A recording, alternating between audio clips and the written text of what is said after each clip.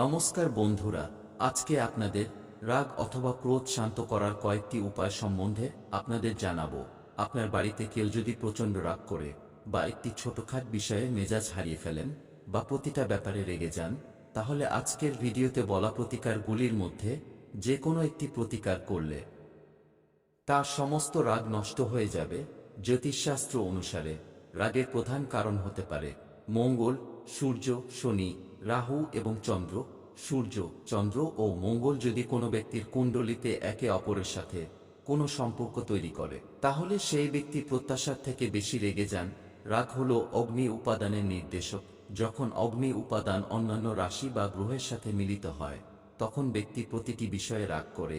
এছাড়া যাদের কুণ্ডলিতে মঙ্গল অশুভ অবস্থানে থাকে, তাদেরও অত্যাধিক রাগ আসে। রাগ শান্ত করার সহজ কয়টি উপায়। নাম্বার 1, প্রতিদিন সকালে ঘুম থেকে ওঠার পর প্রথমে পৃথিবী মাতাকে প্রণাম করুন।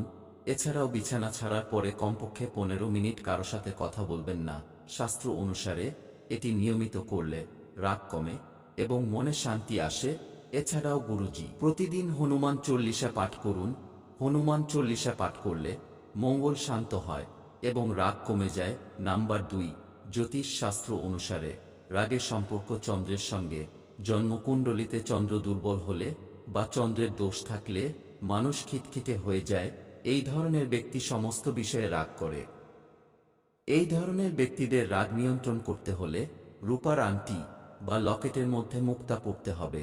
এছাড়াও সোমবার রাতে কিছুক্ষণ চাঁদের দিকে তাকিয়ে থাকলেও রাগ ধীরে ধীরে কমে যায়। নাম্বার 3, চন্দনের গুণ হল শান্ত এবং আরাম দেওয়া।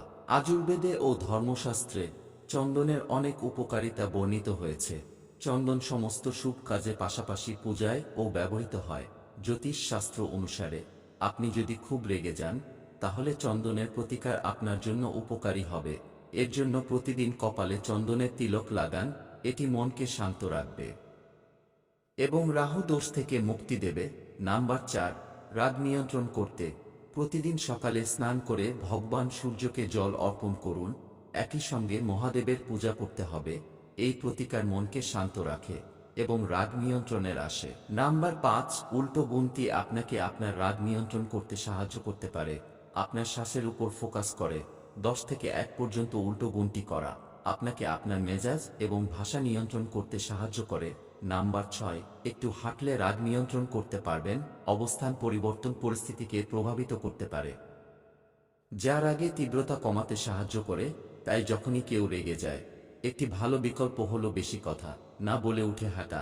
নাম্বার 7, কিছু না বলে চুপ থাকলে রাগ কমে যায়। লোকেরা বিশ্বাস করে যে এই বিকল্পটি ব্যবহার করে রাগ ভালোভাবে নিয়ন্ত্রণ করা যায়। রেগে গেলে নিজেকে শান্ত রাখুন এবং কিছু সময়ের জন্য কথা বলা এড়িয়ে চলুন।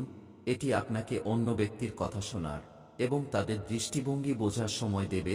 উপরন্তু এটি রাগ নিয়ন্ত্রণ করে এবং আরও ভালো এবং পরিষ্কার প্রতিক্রিয়া দিতে সাহায্য করে। তো বন্ধুরা, এই ছিল রাগ কমানোর কয়েকটি প্রতিকার।